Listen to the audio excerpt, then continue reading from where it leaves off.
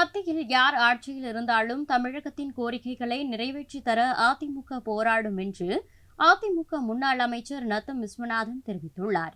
சென்னை அருகே வேலப்பஞ்சாவடியில் அதிமுக நாடாளுமன்ற தேர்தல் அறிக்கை தொடர்பான கருத்து கேட்பு கூட்டத்தில் பேசிய நத்தம் விஸ்வநாதன் இவ்வாறு தெரிவித்துள்ளார்.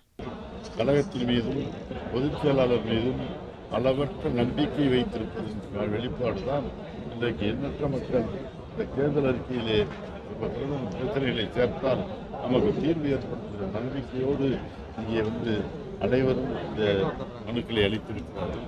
அதையெல்லாம் பரிசீலித்து நிச்சயமாக நீங்கள் அனைத்து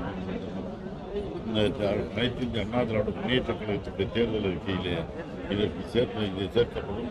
சேர்ப்பதோடு மட்டுமல்ல, அதற்கு பின்பாக நாடாளுமன்றத்தில் எங்கே அந்த பிரச்சனைகளை எதிரொலிக்க வேண்டுமோ அந்த அளவுக்கு நாடாளுமன்றத்தில் இந்த பிரச்சனையெல்லாம் அங்கே எதிரொலித்து மத்திய யார் ஆட்சியில் இருந்தாலும் அந்த ஆட்சியாளருடைய கவனத்தை ஈர்க்கின்ற வகையிலே அந்த கோரிக்கைகளெல்லாம் நிறைவேற்றுவதற்கு நமது அனைத்து இந்த அண்ணா திராவிட முன்னேற்ற கழகம் போராடும் என்பதை அதேபோல செயல்படுத்தும் என்பதை இந்த நேரத்திலே அன்போடு தெரிவித்துக் கொள்கிறேன்.